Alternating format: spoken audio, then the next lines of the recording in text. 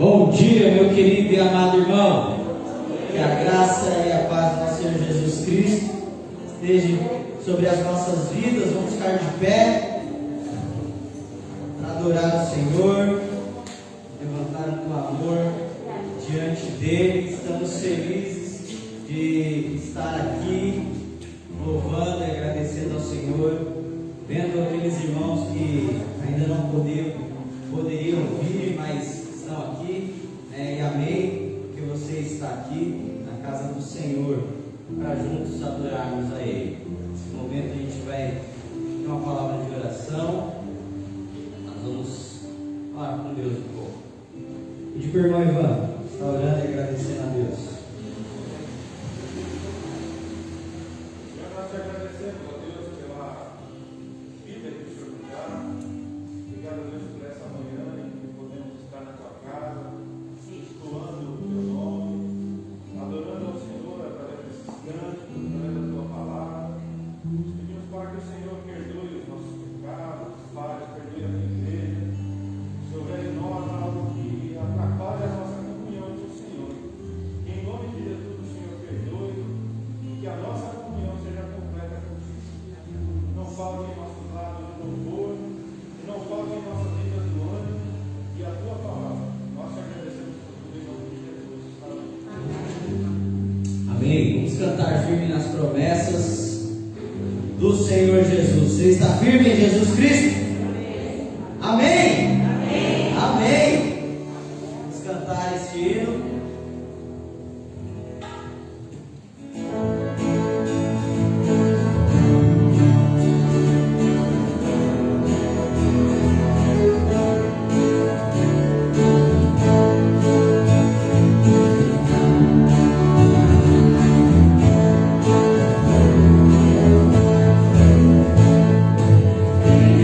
Promessas do meu Salvador, cantarei louvor.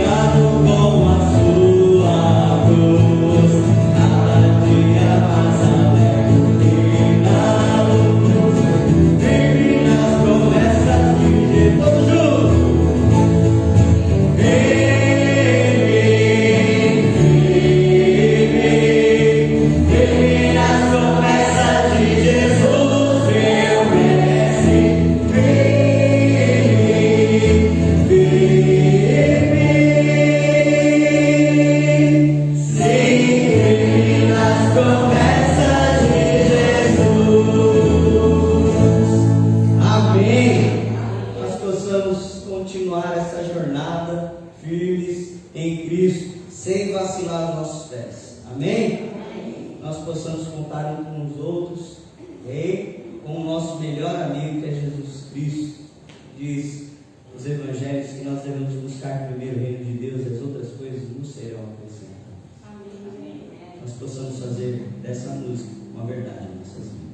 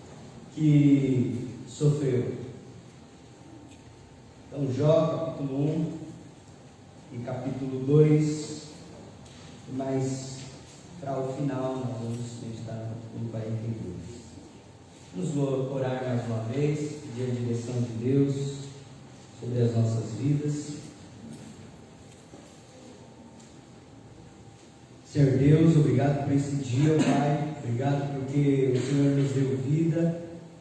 Obrigado porque nós podemos respirar, nós podemos andar. Te agradecemos, ó Deus, por essas dádivas que vêm dos altos céus. Sem o Senhor nós não somos nada e não podemos fazer nada, porque o Senhor nos sustenta pela palma das suas mãos. Te agradecemos, ó Deus, pela vida eterna em Jesus Cristo. Mesmo sem merecer, o Senhor nos deu de graça. Te agradecemos porque podemos confiar nas suas promessas, na sua palavra, que é verdadeira e digna. Te agradecemos porque o Senhor é fiel a si mesmo. Não sabemos que o Senhor não cumpriu suas palavras. Perdoe, ó Deus, as minhas falhas, as minhas limitações. Me ajude neste momento.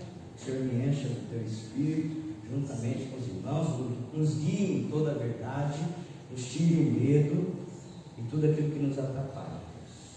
Que nós possamos focar na Tua palavra e aprender e sair daqui moldados. Em nome de Jesus, amém. Então nós vamos falar sobre Jó, um homem justo no mundo diabólico, um homem justo que sofreu. E talvez na sua mente você está se perguntando ou já se perguntou várias vezes ao estudar a história de Jó: por que o justo sofre? Por que o cristão ele sofre? E talvez essa pergunta ela já te deixou encafado, perturbado. Talvez essa pergunta quase te levou para longe de Deus. Por que o mundo sofre? E quando algumas pessoas leem a Bíblia, especificamente o livro de Jó, muitas delas abandonam a fé, porque não entendem a palavra de Deus, porque acham um Deus irado, um Deus que quer castigar os seus servos, um Deus que quer tirar proveito deles, um Deus que não ajuda, que mente. É esse tipo de Deus que eles enxergam aqui. Mas o livro de Jó não nos mostra isso. O livro de Jó nos mostra um Deus misericordioso, paciente, um Deus que está com os seus. Jó é um livro que vai na contramão daqueles que têm ouvido a mensagem do Senhor, o Evangelho, e muitas vezes ao ouvir, como eu falei aqui, essas pessoas se distanciam. A vida aprovada por Deus nem sempre é isenta do sofrimento. O cristão, ele não está vivendo num mundo do mar de rosas, né? Ele não está ali num tempo de férias. É um tempo de batalha espiritual, é um tempo difícil.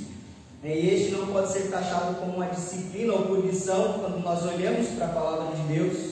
E todas as vezes que ele foi assolado e sofreu neste momento. Logo no início, Deus ele fala e afirma que esse sofrimento não é por causa do pecado, porque Jó era um homem íntegro, reto e temente a Deus, que se desviava do mal.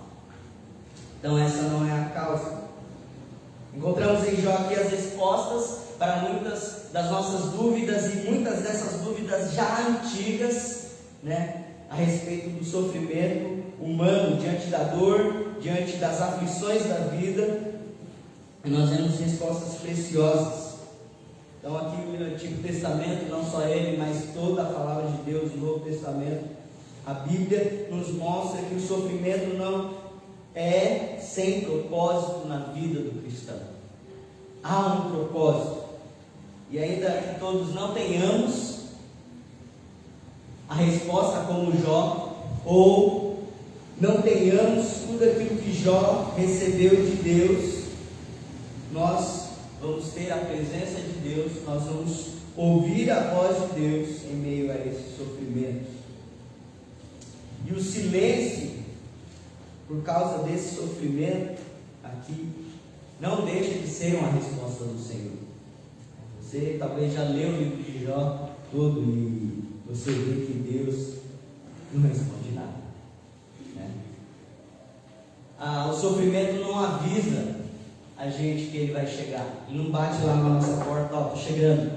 Ele é democrático, ele chega a todas as pessoas. E por meio da vida de Jó, nós podemos entender as perspectivas do sofrimento, entender o porquê ele sofre, o porquê ele estava sozinho. E muitas vezes nós não vamos compreender, mas nós vamos entender que existe um Deus soberano que está no controle de tudo, que é amoroso e que pode nos ajudar. Uma palavra que John MacArthur ele diz no seu livro comentado e a respeito de Jó, ele destaca essa frase: Jó apoiou-se unicamente em sua fé na bondade de Deus e na esperança da redenção. O fato de ter defendido a confiança de seu servo é a mensagem dominante do livro. quando não há nenhuma explicação racional nem mesmo teológica para a dor e o sofrimento, confie em Deus. John MacArthur é um grande pregador da palavra de Deus e ele destaca isso sobre o sofrimento de Jó. Ele tinha uma fé que confiava na bondade de Deus, e apesar de tudo aquilo que ele sofreu, mesmo sem respostas, ele confiou em Deus. Então, nós vamos ler aqui o texto, essa primeira parte,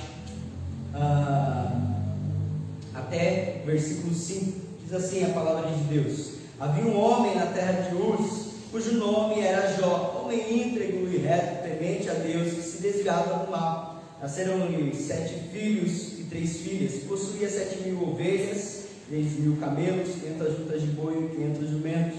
Era também numeroso o pessoal do seu serviço, de maneira que este homem era maior do que todos do Oriente. Seus filhos iam às casas uns dos outros e faziam banquetes, cada um por sua vez, e mandavam convidar as suas 3 irmãs. Comeram e beberam com eles. Versículo 5: recorrido o turno de dias de seus banquetes, chamava Jó os seus filhos e os santificava. Levantava-se de madrugada e oferecia holocausto segundo o número de seus filhos e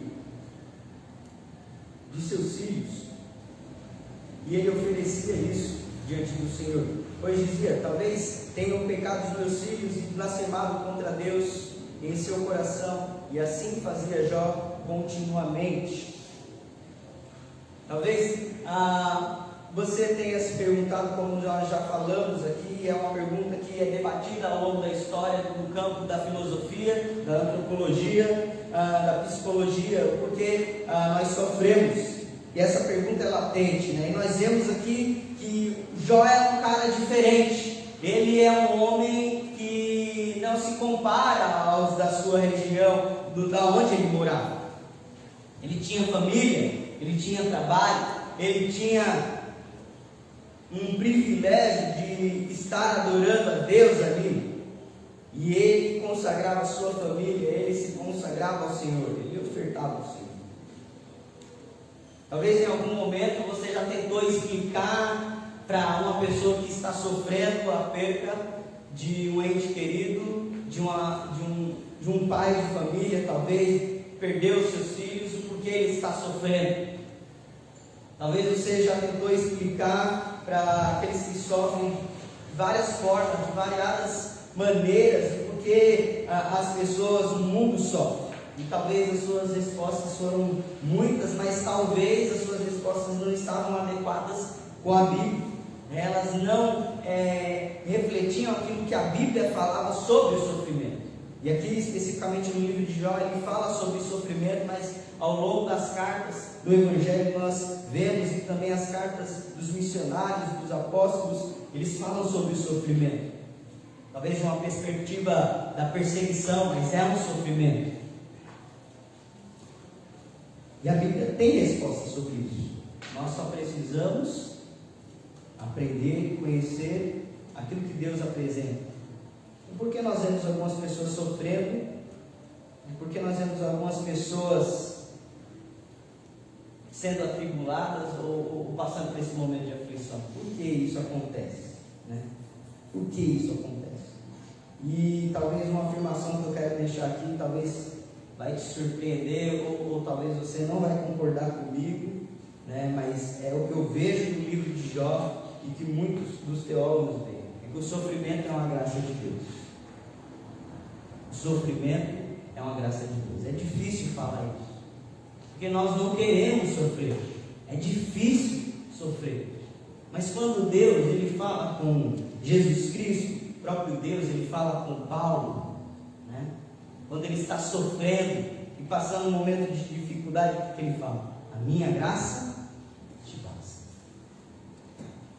Nós não entendemos, Paulo não entendia, tanto é que ele clama várias vezes, mas Deus chama, a minha graça te basta. Talvez como pai, como mãe, você passou por um momento que sofreu muito durante a sua juventude, durante a sua caminhada, se tornando um homem, uma mulher madura, e você trabalha tanto que você não quer ver mais o seu filho sofrer, e você fala assim, muitos pais pensam assim, eu não quero ver meu filho sofrer, então vou dar o melhor para ele. Vou fazer com que ele estude na melhor escola, vou fazer com que ele tenha as melhores roupas, tudo de bom. Ele não vai sofrer em momento algum. Mas nós temos que entender que ainda que nós fujamos ou tentamos resolver esses problemas, nós sempre vamos lidar com ele lá na frente. Então, um conselho para os pais, para aqueles que querem ser pais: ensinem os seus filhos a passar pelo sofrimento através da palavra de Deus. Então nós temos que lidar com esse momento horrível na nossa vida. E às vezes, talvez você já fez isso, eu já fiz isso. Nós queremos medir o sofrimento dos outros, o sofrimento alheio, para ajudar o sofrimento do próximo. Uma pessoa está sofrendo e você tenta ir lá ajudar. Olha, eu sei que você está sofrendo, mas está vendo aquela pessoa? Ela está pior. Então se alegra aí, anima. Talvez você já fez isso. Mas quando nós olhamos para tudo isso e olhamos para a palavra de Deus, nós estamos aconselhando da maneira errada. Talvez você pegou uma pessoa que sofreu um acidente, perdeu o braço, está sem braço, e aí você vai lá e vai tentar ajudar ela, está sofrendo, está magoada, está aflita, e você fala: olha, eu sei que você está sofrendo, perdeu o seu braço, mas está vendo aquela pessoa sem braço, os dois ainda, sem as duas pernas, você ainda coloca mais difícil a situação, aperta, está vendo? Graças a Deus, pelo menos você não está naquela situação, e a pessoa é verdade, E aí, você dá graça pelo sofrimento maior do outro. Não é assim que a gente faz, irmãos? Nós damos graça e nós pensamos, é verdade. Graças a Deus que eu não estou no lugar dele. Graças a Deus não foi pior. Realmente. Será que essas são as respostas bíblicas para o sofrimento? Que nós levamos para o campo da comparação, ou até mesmo nós tentamos comparar e afirmar isso espiritualmente. Não, você está sofrendo porque é um demônio aí te atormentando, É isso que as igrejas muitas vezes falam e pregam. Você está sofrendo porque é uma opressão demoníaca. E a pessoa é crente, e a pessoa e ele fala que ela está possessa. Você está sofrendo porque é um espírito mau aí em você. Até muitas vezes esses jargões que eles falam: o crente não pode sofrer. Você está sofrendo porque você está pecando. Nós vamos ver isso ao decorrer do livro de Jó, não tão detalhadamente, mas é isso que muitas vezes eles pregam aqui, os amigos de Jó. Então, nós enxergamos na palavra de Deus que o Evangelho, ele não promete a isenção dos sofrimentos. Jesus Cristo já disse, deixou bem claro: no mundo tereis aflições, vocês vão passar por perseguição, vocês vão sofrer, mas tente bom ânimo, eu venci o mundo. Então em Jesus Cristo nós temos vitória sobre o sofrimento, nós temos alegria apesar das perdas, e algumas respostas que nós podemos ter, olhando para as categorias do sofrimento. Há várias categorias sobre o sofrimento, em uma delas nós podemos afirmar aqui que é sobre a realidade da condição humana, da queda do homem. Lá em Gênesis 3, capítulo 3, nós vemos que o homem, ele pecou contra Deus, ele desobedeceu a Deus, e aí o que acontece? Ele sofre a disciplina de Deus, ele tem que trabalhar arduamente. A mulher, ela vai ter dores do parto e a terra se tornou maldita. Então o pecado possibilitou isso, atingindo o nosso relacionamento com o Criador, com o próximo e com a natureza. Tanto é que em Romanos capítulo 8, Paulo vai falar que a terra geme, esperando a redenção do Senhor, quando fará tudo novo. Nós vemos também uma segunda resposta sobre o sofrimento. Ele pode ser causado por causa do nosso próprio pecado. Talvez nós falamos palavras duras, nós tomamos atitudes erradas contra a palavra de Deus, nós decidimos viver uma vida sem Deus, e é por isso que nós sofremos, não é verdade? Talvez antes de tomar uma decisão, Você busca ao Senhor, isso está certo, mas muitas delas nós não buscamos ao Senhor, nós quebramos a nossa carne, nós sofremos, nós ficamos aflitos, e muitas vezes é por causa do nosso pecado. A terceira, talvez seja por causa desse sistema corrompido, o sistema anti-Deus, que nos atrai e nos leva para longe do Senhor, e apesar desse momento que Ele nos dá breve de satisfação, de alegria, no final há sempre um vazio no coração do ser humano e ele sofre por isso. Uma quarta resposta sobre isso, 1 Pedro capítulo 5, versículo 8, vai falar que o diabo anda em derredor sobre os filhos de Deus, e anda procurando alguém para tragar, como um leão que ruge, feroz.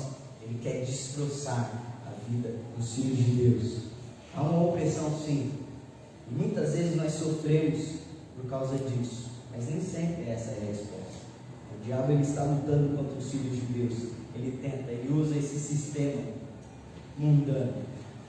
Uma quinta e última, penúltima resposta, talvez nós sofremos por causa da dor de alguém, nós nos compadecemos com essas pessoas, né? Muitas vezes esses irmãos em Cristo talvez estão sofrendo, nós estamos tentando ajudar com a perda, né? Passando ali pelo luto. Talvez nessa situação você já viu muitas pessoas sofrendo por causa do Covid, né? Não sabendo o que fazer, tentou ajudar da melhor forma possível, e nós nos condoemos, né? E é aquilo que diz a palavra de Deus, nós choramos com os que choram. Mas talvez você veja um cristão afastado de Deus sofrendo também a disciplina de Deus na vida dele, que ele está longe, distante de Deus, pecando, e você tenta resgatar essa ovelha perdida, reconciliar ele com Deus. E uma última resposta, talvez, para o sofrimento, né? Muitas vezes nós sofremos por causa das confusões que nós temos em nossa própria mente, ou nós somos uma pessoa ansiosa, nós queremos saber o futuro, e muitas vezes as pessoas estão sofrendo de ansiedade, porque não tem respostas, mas esquecem de olhar para a palavra de Deus. Mateus capítulo 6, versículos 25 a 34 vai falar sobre isso. Pedro também capítulo 5, versículo 7, a primeira epístola, vai falar sobre isso, lançando sobre ele toda a vossa ansiedade. Talvez você está sofrendo, né, crise de ansiedade, e você não tem resposta. Lança em Deus. É isso que ele está falando. Joga para Deus. É Ele que vai resolver as nossas dores e as nossas dúvidas. Então, como nós podemos ajudar alguém com essas dores, com esse sofrimento? Nós precisamos fazer como Jó. Não podemos olhar para os homens, somos falhos, mas nós podemos olhar para um Deus e o seu caráter, que é bondoso. Olha comigo, Salmo 119, 68. Salmo 119, 68. Nós já vamos logo mais entrar no nosso estudo propriamente dito. Salmo 119, 68. Diz assim a palavra de Deus: Tu és bom e fazes o bem, ensina-me os teus decretos. O que o salmista está dizendo aqui? Em Deus não há maldade. O nosso Deus é um Deus bom, e pela palavra, pelos decretos, pelos mandamentos de Deus, pela palavra de Deus, nós podemos enxergar o caráter bondoso de Deus. Amém? Então há muitas respostas, né, na Bíblia sobre o sofrimento. E aqui, quando nós vemos a vida de Jó, nós podemos pensar também um pouquinho sobre isso. O que diz Paulo?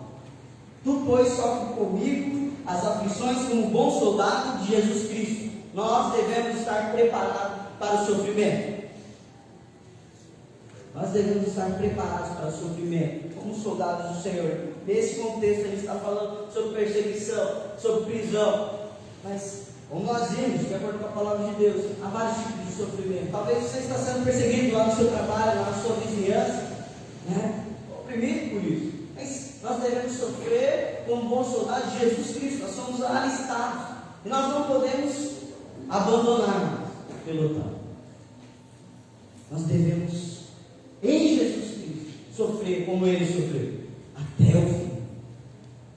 Filipenses capítulo 1, versículo 28 vai dizer: e que em nada estáis intimidados pelos adversários, pois o que é para eles prova evidente de perdição é para vós outros de salvação, e isso da parte de Deus, porque vos foi concedido a graça de padecer por Cristo, e não somente de creres nele. É graça do Senhor passar por esse momento difícil. Mas quem foi Jó? Você sabe quem foi Jó? Nós já acabamos de ler aqui. Jó era um homem íntegro, um homem que era reto, um homem temente a Deus, um homem que se desviava do mal. E muitos dos teólogos críticos do teísmo aberto não acreditam em Jó, falam que eram ser fictícios, mas quando nós olhamos para a palavra de Deus, em Ezequiel capítulo 14, versículo 14 e 20, ainda que estivesse no meio dela esses três homens, Noé, Daniel e Jó. Noé, Daniel e Jó, eles pela sua justiça serviriam apenas a sua própria vida, diz o Senhor. O Senhor estava falando sobre essa condenação que viria sobre o povo, e esses homens faziam diferença, e esses homens poderiam ser salvos. Jó, o profeta, falou sobre ele. Lá no Novo Testamento, Tiago capítulo 5, versículos 10 e 11, vai dizer mais outra palavra: irmãos, tomai por modelo o sofrimento e na paciência os profetas, homens que sofreram por causa da palavra de Deus. E quando você começa a estudar a vida dos profetas, estamos aí na leitura bíblica diária. Se você está caminhando com a gente, amém, você já leu sobre a vida do profeta Elias, do profeta Eliseu, homens de Deus que sofreram perseguição por causa da palavra de Deus, não é verdade? Então a Bíblia nos encoraja, olha, tem por sofrimento a vida desses homens que com paciência confiaram na bondade do Senhor, na palavra do Senhor. E ele diz mais à frente: eis que temos por felizes ou bem-aventurados que perseveram firmes. Tens ouvido a paciência de Jó, e viste que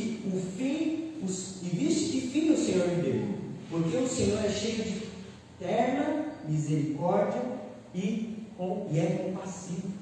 Um homem que teve paciência. Muitas vezes, quando nós sofremos, nós ficamos impacientes, nós chutamos o balde, nós reclamamos contra Deus, nós xingamos, nós queremos que outras pessoas sofram aquilo que nós estamos sofrendo e fazemos de tudo para que outros sintam a nossa dor. Mas não é assim. Nós temos que ter esse modelo. Quem era Jó? Jó era um homem íntegro. Está falando de interesse, está falando de que ele era um homem no seu quarto fechado e ele não mudava. Ele era o mesmo. Sem que as pessoas vissem ele agir da mesma maneira. Ele era um homem reto, não se dobrava diante das dificuldades. Ele era aquilo que ele era no seu quarto fechado, mas também em público. Jó era um homem temente, e o temor do Senhor é o princípio da sabedoria. Ele era um homem sábio, e ele era um homem que vivia em santidade, um homem que se desviava do mal. 2 Timóteo capítulo 2, versículo 22, fuja das paixões da juventude. Nós temos também como modelo José, que fugiu naquele momento da tentação. Esse era Jó. Jó era um homem que vivia em santidade. Sede santos, porque eu sou santo, diz o Senhor. João 17:17, santificai-vos na palavra, a tua palavra é a verdade. É a palavra de Deus que nos ajuda a tirar o mundo de dentro de nós e nos tornar mais parecidos com Jesus Cristo. E aqui nós vemos que esse homem era um homem diferente, tinha um caráter único, era um homem que não se dobrava diante da sua sociedade por aquilo que eles estavam fazendo. E outra coisa que nós podemos entender, nós não temos aí um autor definido Os grandes estudiosos falam que foi Moisés, porque ele vivia ali em Midian, seus 40 anos, depois que saiu do Egito. Ur fica ali perto do Oriente. E eles entendem que esse homem era contemporâneo de Abraão, de Noé, dos patriarcas. É um dos motivos que nós entendemos que Jó era um homem real, tanto que os profetas falaram, tanto que os servos do Senhor, os apóstolos, falaram. Jó era esse homem. Será que nós podemos ser homens e mulheres assim, íntegros, retos, tementes a Deus e que se desviam do mal? Será que nós somos assim?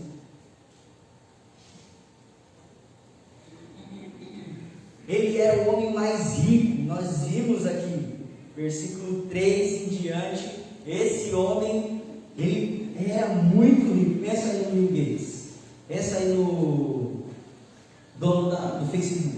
Era um homem rico na época. Talvez ele não tinha tanto ouro e tanta prata, mas aquilo que a palavra de Deus fala sobre as suas ovelhas, sobre os seus camelos, sobre as suas juntas de boi, sobre os jumentos, ele tinha um espaço grande, né?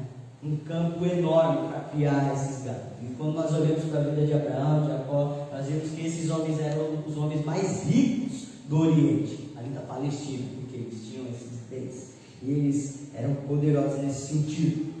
Nos adiante, ele era um pai de família. Nós vimos que ele tem 10 filhos, 7 homens e 3 mulheres. Nós vimos também que ele era um sacerdote da sua família. Versículo 5 até finalzinho ali dele, diz que Jó, ele temia que seus filhos tivessem blasfemado contra Deus. O que ele faz? Ele sai de madrugada, ele adora o Senhor, ele faz sacrifícios. São 7 ao todo ali. E ele busca a direção do Senhor, ele pede perdão sobre a vida desses homens. E há um exemplo a ser seguido aqui.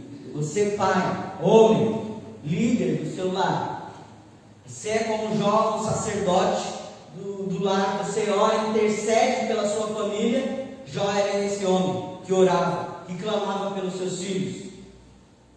Tenho certeza que ele orava também pela sua mulher, pelos seus amigos. Ele era um homem de oração.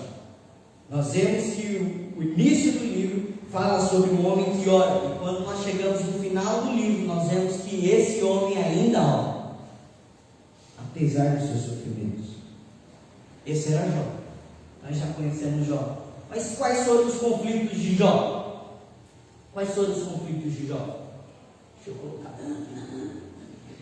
Jó, ele sofreu muito diante dessas coisas, e é aí onde a nossa história começa. Vamos continuar lendo.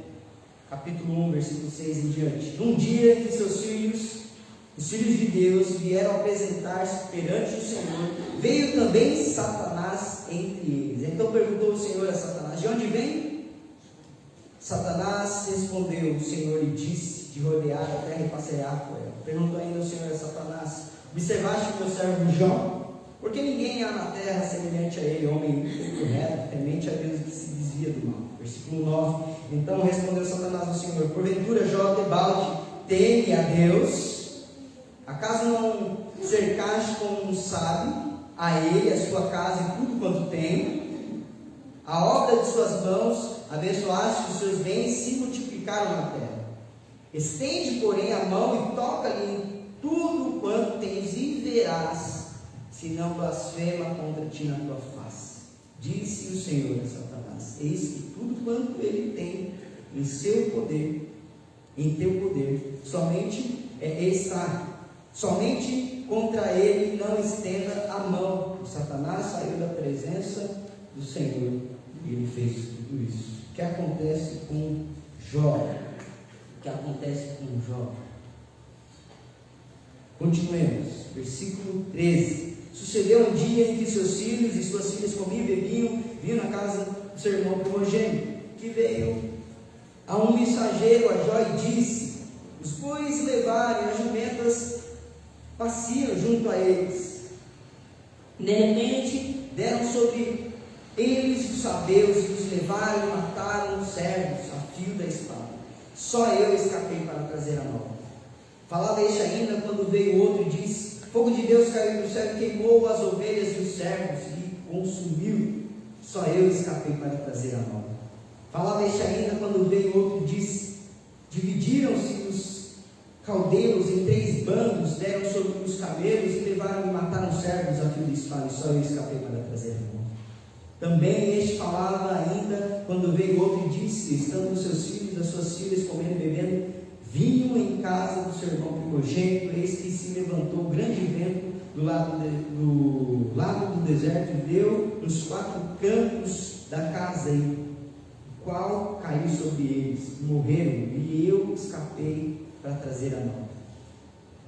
O que acontece com Jó, os sabeus, os árabes, que muitas vezes rodeavam ali as terras, entra ali e rouba tudo que Jó tinha, mata os seus servos e destrói a sua riqueza. Vou cair do céu com suas ovelhas, seus servos, e destrói o restante das suas riquezas. Os caldeus roubam os seus camelos e tudo que ele tem, matam os seus servos e Jó fica pobre. Depois, mais à frente, num só dia, o que acontece? Um vento impetuoso destrói a casa onde os seus filhos estão. Eles morrem. Ele perde os seus 10 filhos. Aqui nós vemos as teses de Satanás contra os filhos de Deus. O capítulo 1 em diante, do versículo 6 até o versículo 12. O Senhor Deus está fazendo uma reunião com seus filhos. Eu quero crer que esses são os anjos, os filhos de Deus, e eles estão ali na presença do Senhor, adorando o Senhor, e eles aparecem ali para prestar contas. Mas quem vem, quem se intromete, quem chega no meio, como a Bíblia diz, o acusador, é isso que Satanás significa aqui, o diabo, o acusador, o adversário, e ele vem prestar contas a Deus. É isso que Lutero diz sobre Deus em relação ao diabo. Diz que Satanás, ele é um cachorro que está na coleira de Deus. O diabo ainda é um diabo de Deus. Ele ainda tem que prestar contas a Deus. Ele é um anjo, um ser caído, mas ele ainda está sob o poder de Deus.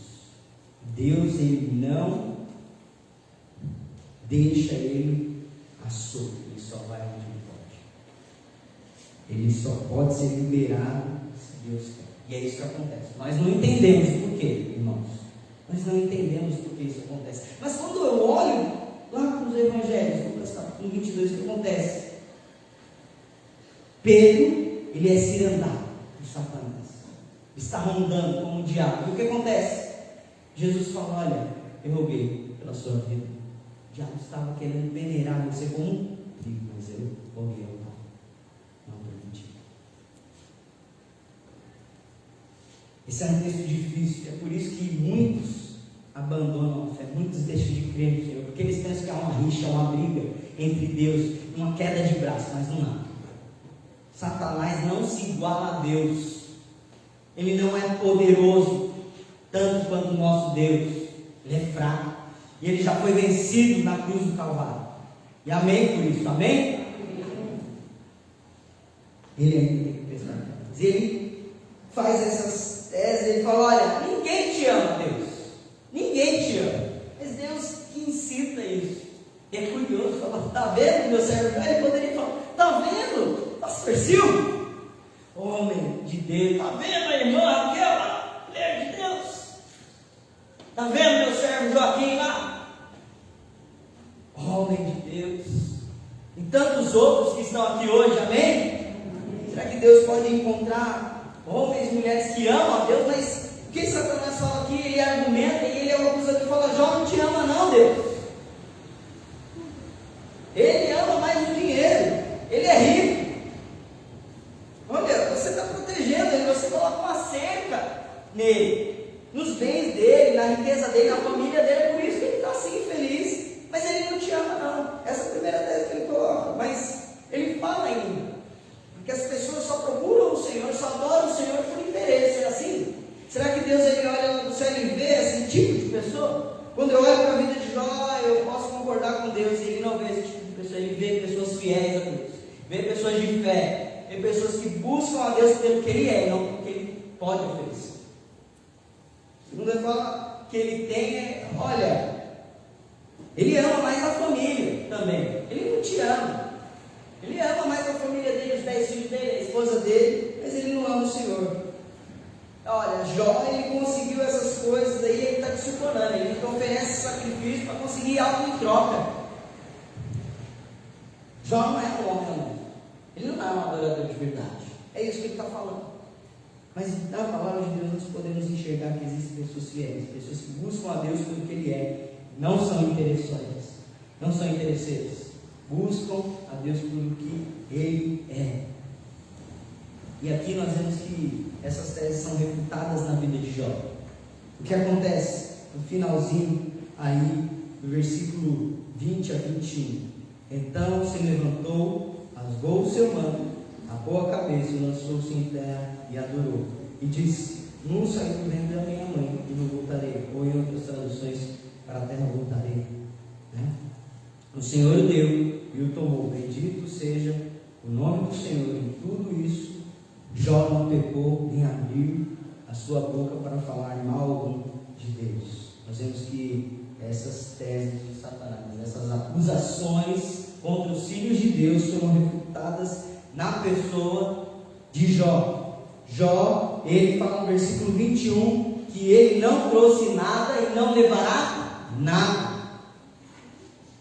Nós podemos parar e pensar no nascimento de uma criança. Ela vem sem roupa, sem cabelo, sem nada, e é verdade. Quando nós voltamos para o pó, como diz a palavra de Deus, nós voltamos sem nada. Jó declarou isso: olha, eu adoro a Deus, não pelo que Ele tem me oferecido, como juntas de camelo, como camelos, como juntas de bois, como jumentos, como ovelhas. Não, eu adoro a Deus porque Ele é um Deus bom, Ele é um Deus misericordioso, Ele é um Deus justo, Ele é um Deus compassivo, Ele é um Deus que salva o seu povo. Então Jó, ele lança-se em terra, ele se humilha, ele adora a Deus. Olha, eu adoro a Deus, eu amo mais a Deus do que a minha própria família. E Jó não perdeu seus filhos em ele perdeu seus filhos em um único dia. Você sabe o que é isso, irmão?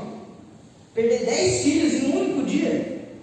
Talvez você já perdeu um filho, talvez. Mas não é normal o pai enterrar o seu filho, não é o curso da vida, mas acontece. Mas Jó, ele ainda adorou a Deus. Foi Deus que deu os filhos a ele, foi Deus que deu as riquezas para ele. Então Jó, ele destrói a última tese: olha, eu amo a Deus, eu não se importa até mesmo comigo.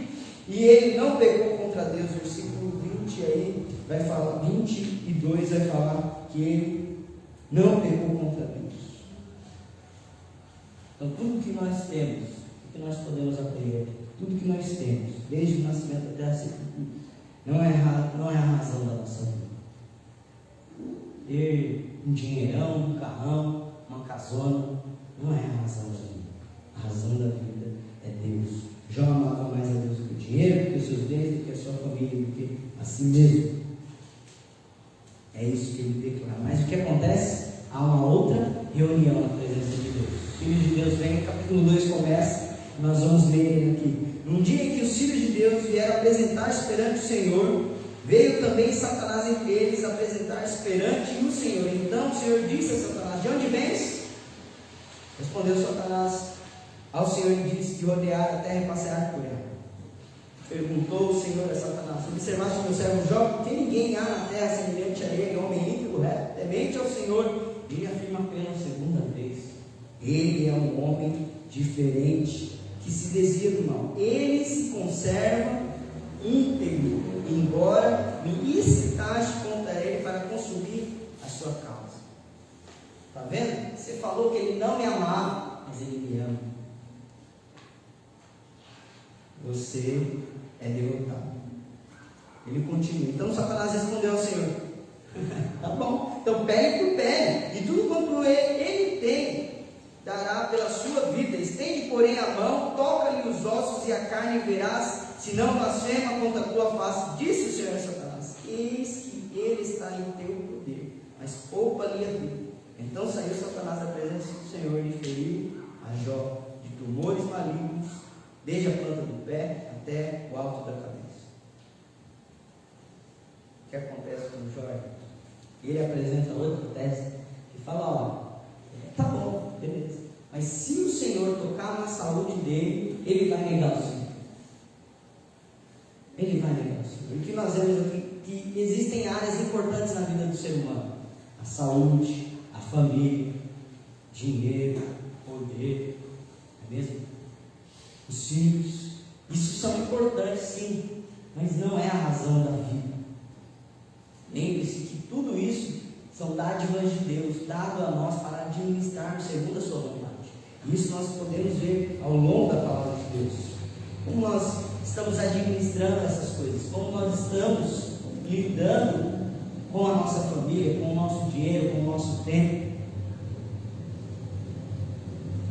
Mas o que acontece? Versículo 8: Jó, sentado em cinzas, tomou um cabo para com ele raspar-se. Então a mulher lhe disse: ainda conserva sua integridade? Amaldiçoa a Deus e morre. Mas ele respondeu: fala-lhes como qualquer doida, ou em outra tradução, como uma tola. Temos recebido bem de Deus e não receberemos também o mal? E tudo isso não pegou Jó com seus lábios. Nós vemos aqui que Jó ainda quebra de novo essa outra afirmação do acusador que estava contra ele no céu. E aí, ele ainda não peca contra Deus. Mas vem a mulher dele, e é engraçado, né? Porque foi real. Mas ela falou: olha, amaldiçoa seu Deus. Não está servindo de nada ser íntegro, não está servindo de nada ser reto, não está servindo de nada temer a Deus. E ainda mais, você oferece um monte de sacrifício, isso daí não está servindo de nada, é balela. Deus não está com você coisa nenhuma. Imagina, senhor, você está passando por um momento difícil, vem alguém te falar isso. Né? Que Jó poderia fazer se ele estivesse na carne? Mas ele não estava, né? Ainda bem, graças a Deus. Mas ele ainda responde. E esse é um livro de sabedoria. Ele fala: não seja tolo de falar isso. Deus é bom, e mesmo vindo as dificuldades, nós ainda não receberemos. Somos essas pessoas que não recebem tudo de bom, mas também não recebem o momento difícil. Não podemos falar isso contra Deus. Em tudo Jó não pecou contra Deus. Mas versículo 11, finalzinho aí desse texto, o que acontece? Meus amigos de Jó, ouvindo pois os amigos de Jó todo este mal que lhes sobreviera, chegaram cada um do seu lugar, Elifaz, Benamita, Bildade, Suíta, Zofar, Namatita, e combinaram de ir juntos condoer-se com ele, choraram com os que choram. Esses são amigos de verdade. Você tem amigos assim? Se tem, amém. Né? Até esse ponto.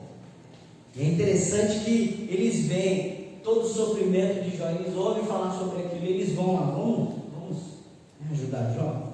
E quando eles chegam lá, o que acontece? Versículo 12: levantando eles de longe os olhos e não reconhecendo, Jó ficou irreconhecível, gente. E a gente já vai ver isso aí mais à frente. Jó ficou irreconhecível. Ergueram sua voz e choraram com ele. Cada um rasgou o seu manto, levou pó à sua cabeça, sentaram-se com ele na terra 7 dias e 7 noites, e nenhum lhe dizia palavra alguma, pois viram que a dor era muito grande. Não foi um sofrimentozinho, irmãos, foi um sofrimento grandioso, foi uma tribulação difícil na vida de Jó. Talvez você se compare com Jó, talvez você está sofrendo um momento difícil, talvez você está passando uma dor que muitos não conseguem sentir por você. Mas se nós temos amigos, como diz a palavra de Deus, eles podem chorar conosco. Amigos na fé podem, até mesmo calados, estar conosco nesse momento difícil. E até esse momento foi muito bom, porque do capítulo 3 em diante, o que acontece? Esses 3 amigos de Jó, eles não ficam calados, não se aguentam mais.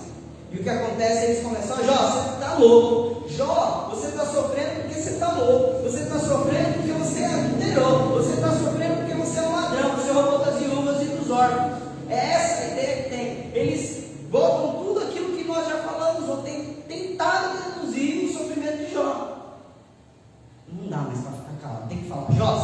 pecando. É por isso que você está sofrendo. Mas nós devemos olhar para a palavra de Deus e ver que o próprio Deus falou que Jó era um homem íntegro, temente a Deus, e que ele sacrificava o Senhor naquela época, pedia perdão pelos seus pecados dos seus filhos, da sua família. Era um homem segundo a palavra de Deus. Mas o que acontece? Ele é acusado. Imagina, você está sofrendo um mal bocado e alguém chega, aponta o dedo na sua cara e fala: você está pecando, é por isso que você está sofrendo. Você está pecando porque você está possesso por um demônio. Você está pecando porque você tem pouca fé. Se coloca no lugar de Jó. E esse homem fica calado um bom tempo, até que ele começa a discutir com esses homens, falar que ele é um homem íntegro, um homem reto, um homem temente a Deus, um homem que andava segundo o coração do Senhor. Nós podemos dizer assim, um homem de fé.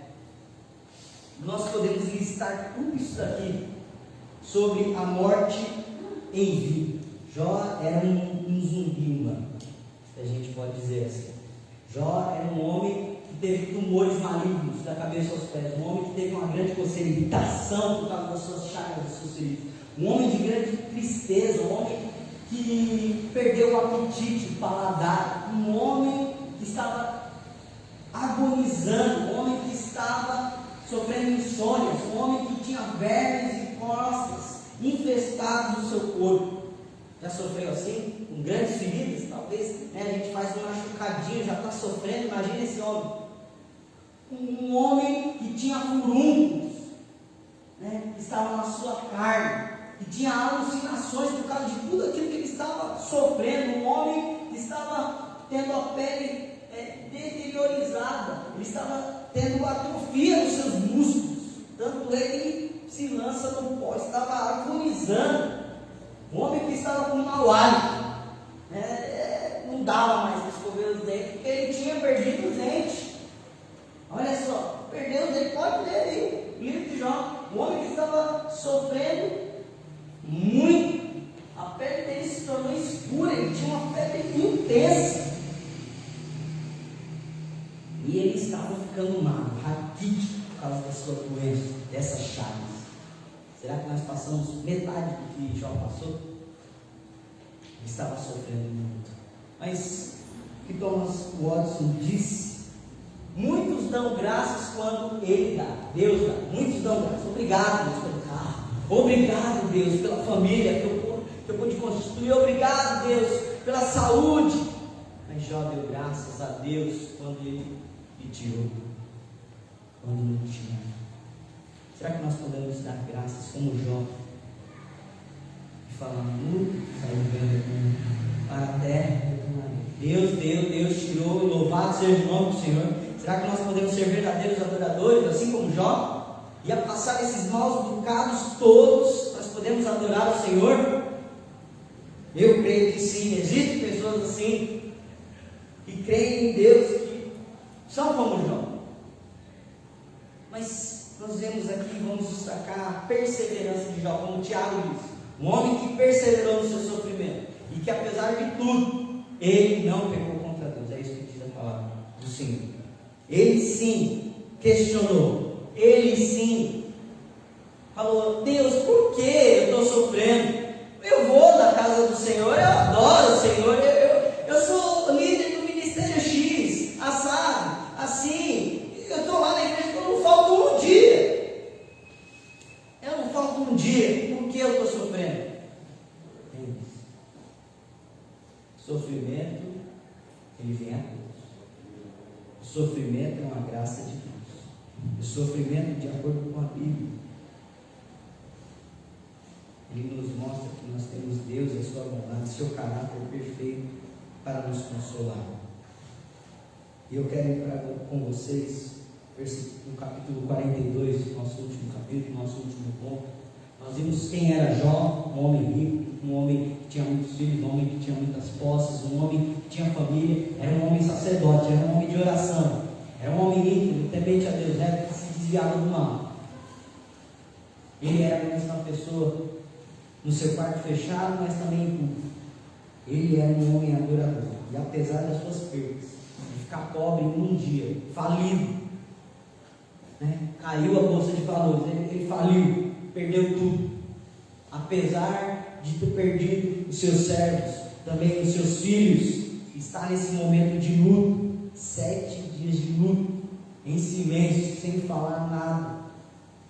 Ele adorou o Senhor. O que nós podemos aprender com a vida de Jó quando Deus responde? Ao longo do livro, Jó ele faz 16 perguntas e 34 queixas. Ele questiona Deus. Os amigos dele acusam, chamam ele de louco, de adúltero, de ladrão. Você está sofrendo por causa de tudo isso. Mas Jó tenta explicar, não é, eu não fiz isso. E ele questiona Deus. Por que, Deus? Isso está acontecendo na minha vida. E aí, Deus quebra o silêncio. Do 30 em diante, Deus faz 70 perguntas retóricas. Jó, onde você estava quando eu lancei os fundamentos? Jó, onde você estava quando eu segurei o mar pela palma? Onde você estava quando eu fiz o Leviatã? Onde você estava quando eu fiz esses monstros aí, esses seres gigantescos e poderosos? Onde você estava? Onde você estava, Jó? E Jó, ele fica calado, ele fica mudo, porque o Deus Criador e soberano, ele está no controle de tudo. E apesar da pandemia que estamos sofrendo, apesar do corona que às vezes nós temos que enfrentar, e das dores, falta de ar, às vezes a perda de um irmão, um ente querido, nós temos que crer e confiar nesse Deus soberano que está no controle de tudo, que é Criador dos céus e da terra, dos animais, do ser humano. Ele é o seu Deus, o seu Pai, o seu Criador. E nós temos que confiar nele, porque Ele sabe o que é bom para as nossas vidas. E quando nós vemos Jó sofrendo, nós podemos olhar para a carta de Tiago, capítulo 1, e podemos pensar que Deus, Ele está moldando, Ele está limpando, Ele está tirando todo o mal que é em nós, para sermos mais parecidos com Jesus Cristo. Nem Jesus Cristo deixou de sofrer. Ele sofreu, Ele se compadeceu, Ele sentiu na pele que Ele sofreu. Ele sofreu tanto que o seu sofrimento levou à morte por nós, em nosso lugar. Perseverança de Jó. Jó, ele perdeu tudo, mas ele não perdeu a fé em Deus. Versículo 1 do capítulo 42, para a gente terminar. Então respondeu Jó ao Senhor: bem sei que tudo podes, e nenhum de seus planos pode ser frustrados.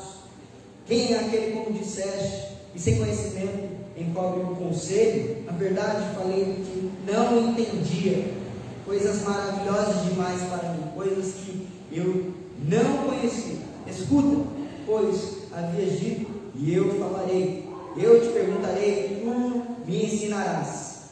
Eu te conhecia só de ouvir falar, mas agora de contigo andar. Por isso me abomino e me arrependo no pó e na cinza. Nós vemos aqui coisas sublimes. Nós vemos que Deus ensina a cada um dos seus filhos através do sofrimento. E o que Deus estava querendo ensinar a Jó? Jó não teve respostas ao seu sofrimento. Talvez você e eu não vamos ter respostas ao sofrimento que nós estamos passando. Talvez vamos ter, mas talvez não vamos ter. E aí, o que nós vamos fazer? Deus se revela a Jó, e Deus lhe mostra a Jó coisas grandiosas. Questiona Jó, por quê? Você está questionando tanto, se perguntando tanto, se você não estava na criação do mundo. Então Deus, Ele mostra aqui em primeiro lugar, versículo 2 do capítulo 42, que Deus, Ele pode tudo. Você crê nisso, irmão? Deus, Ele pode nos tirar dessa pandemia, amém? Deus, Ele pode aliviar o nosso sofrimento, amém? Eu creio nisso, porque o nosso Deus é um Deus todo-poderoso. Nós somos fracos, mas Deus é forte. Nós somos um ser limitado, mas Deus é ilimitado. Nós somos finitos, mas Deus é infinito. Somos fracos fisicamente, na verdade, nascemos E nós vamos crescendo, e quando chega um ponto, nós começamos a ficar velhos. Começa a doer as costas, o joelho. Começamos a ficar mais doentes. Nós somos fracos, mas Deus pode tudo. Deus se revela a Jó, e Jó ele declara a Deus, vendo a grandeza de Deus, por tudo aquilo que Deus falou, por tudo aquilo que Deus criou, por tudo aquilo que Deus fez e sustenta, tanto as galáxias quanto os seres terrestres, os seres marinhos, os seres aquáticos, né? As aves do céu. Ele fala: olha, Deus, o Senhor tudo pode, bem sei que tudo pode. Olha o que Sofonias capítulo 3, versículo 17 diz: o Senhor teu Deus, o poderoso, está no meio de ti, Ele o salvará, Ele deleitará em ti com alegria, calar-se-á por seu amor, regozija-se-á em ti com júbilo. O profeta, ele fala que nós devemos nos alegrar no Senhor, nós devemos amar o Senhor, nós devemos nos jubilar no Senhor, porque Ele é um Deus poderoso e Ele nos salvará. Aquele povo naquela época que estava sofrendo, estava no exílio, distante de Deus. Sofonias capítulo 3, versículo 17 nos diz que esse Deus poderia restaurar a sorte deles, poderia restituir tudo aquilo que eles perderam. E é isso que acontece. O povo volta depois de 70 anos de cativeiro ali, para adorar o Senhor. Deus tudo pode. Certo menino, uma vez, diante do seu pai, e as crianças têm muitas dúvidas, nós também temos, mas as crianças perguntam muito. E a criança, chegou e falou assim: pai, qual é o tamanho de Deus? E o pai pulsou a cabeça, andou um pouquinho mais, ele estava passeando com o seu filho, e ele ouve o barulho do avião. Falou: olha, está vendo lá no céu? O que é aquilo? Ah, um avião, pai. Ele é grande ou pequeno? Pai, é muito pequeno. Desse tamanho, de avião pequenininho. Tá bom. Ele pega o filho dele, vai no aeroporto. Ele desce até os aviões lá. Ele fala: e agora? Qual é o tamanho do avião? Nossa, pai, é grande, é imenso. Nossa, é maior que eu e você, é maior que tudo. Esse é o nosso Deus. Quando nós estamos sofrendo, nós olhamos para os problemas, nós enxergamos às vezes um Deus pequeno que não está conosco, mas quando nós nos achegamos à palavra de Deus, nela é que Deus se revela. Quando nós lemos a palavra do Senhor, quando nós temos intimidade com o Senhor através da oração, lançando dele as nossas dificuldades, nós podemos ver e entender o caráter de Deus, que Ele é um Deus bondoso, misericordioso, compassivo, um Deus grande, poderoso, onipotente, onisciente, um Deus que tudo pode. Nós vemos aqui que quando Deus se revela a Jó, Jó entende que Deus é um Deus poderoso, mas também que Deus tem um plano perfeito e os seus planos não podem ser frustrados. Ele diz aí na continuidade do versículo 2: e nenhum de seus planos podem ser frustrados. Não é sorte, não é acaso, não é determinismo, não é azar, não é olho gordo, não é sexta-feira 13, é Deus que nos ajuda, e nada disso pode nos impedir. Deus dirige a nossa vida, Ele tem um propósito. Romanos 8, 28, e sabemos, nós sabemos que Deus é um Deus grandioso. Vamos lá ler esse texto. Sabemos que todas as coisas cooperam para o bem daqueles que amam a Deus segundo os seus propósitos. Vamos lá? Chegou aí um texto comigo? Sabemos que todas as coisas cooperam para o bem daqueles que amam a Deus, daqueles que são chamados segundo o seu propósito. É isso que diz a palavra de Deus.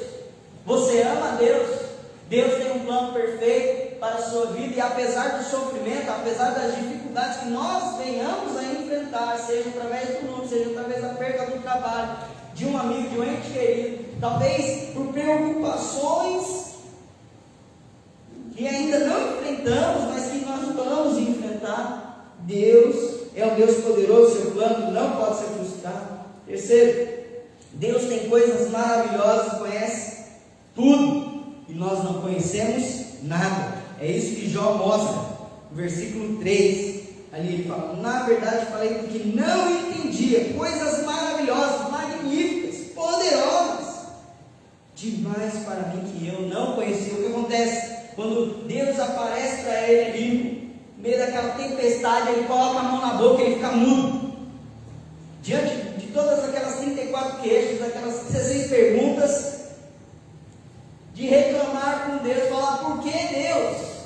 Quando Deus aparece, mostra o seu poder, a sua grandeza, Jó coloca a mão na boca e fica calado.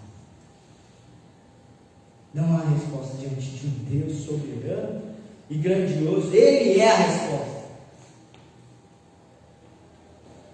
Nós somos seres limitados, e é isso que Jó reconheceu.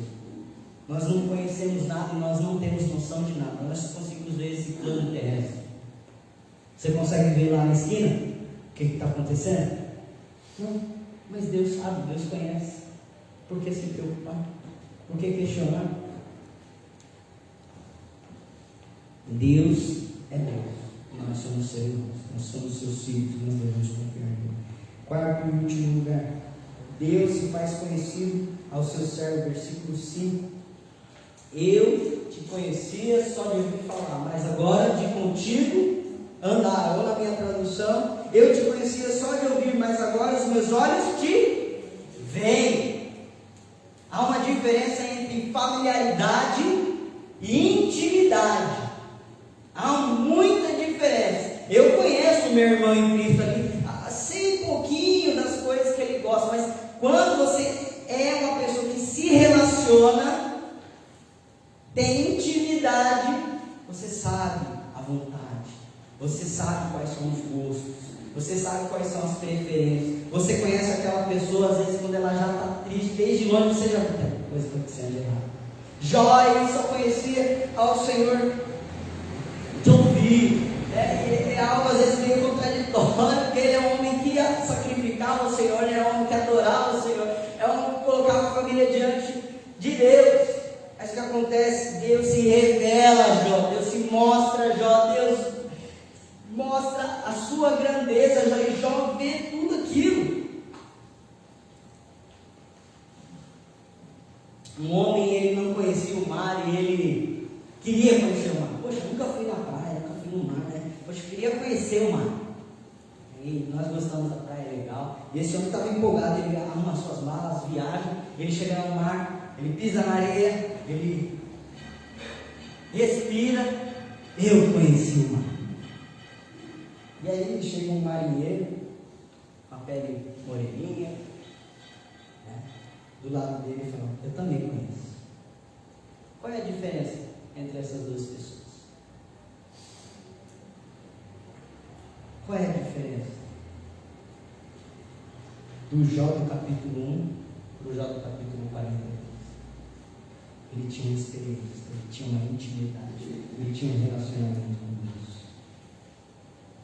João 17,3: a essência da vida eterna é conhecer a Deus, e a vida eterna é essa, que conheçamos a Ti por um único e verdadeiro Deus, a Jesus Cristo, a quem enviaste. Oséias 6,3 diz: então conheçamos e prossigamos em conhecer o Senhor. Nós precisamos conhecer a Deus, nós precisamos ter intimidade. Onde isso acontece? No secreto, de joelhos no chão, como Jó.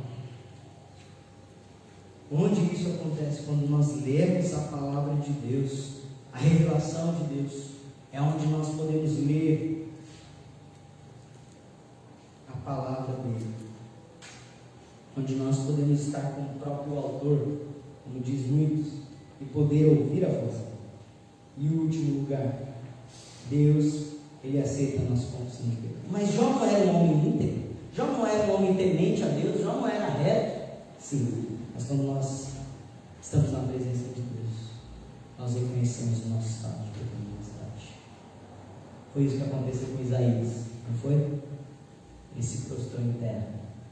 Ele falou: não sou puro, não sou digno diante do Senhor. Aquela revelação que ele estava tendo. Jó faz a mesma coisa. As pessoas que mais sofrem com os seus pecados não são aquelas que cometem mais pecados. As pessoas que mais sofrem com os seus pecados são as pessoas que mais perto estão e andam de Deus. Quem anda longe de Deus não tem consciência do pecado. Mas quando nós estamos na presença de Deus, nós reconhecemos quem nós somos e quão longe nós estamos de Deus. Nós precisamos mais dele. É impressionante quando Deus ele se mostra e se revela a Jó, porque Jó declara que ele é um Deus que tudo pode, ele é um Deus que tem planos perfeitos, ele é um Deus maravilhoso. E muitas vezes nós não conhecemos. Isaías 55 vai dizer que os planos de Deus são mais altos que os nossos, os caminhos de Deus são maiores que os nossos. Quando Jó reconhece a grandeza de Deus, ele vê que esse Deus ele é um Pai amoroso que quer se relacionar conosco, quer se revelar a nós cada dia mais. Por último, Deus ele aceita as nossas confissões. Para terminarmos aqui o nosso extenso nesse salmo, ver esse livro grandioso, né? Depois você pode ler na sua casa e entender tudo isso que nós falamos. A perseverança de Jó através do sofrimento lhe trouxe restauração espiritual. Deus lhe restaurou a sua vida, mas Deus restaurou também a sua vida espiritual, material e espiritual. Nós lemos aqui versículo 7 em diante. Tendo o Senhor falado essas palavras a Jó, o Senhor disse também a Elifas, o tenamita: a minha ira se acendeu contra ti e contra os teus 2 amigos, porque não disseste de mim o que era reto, como seu servo Jó.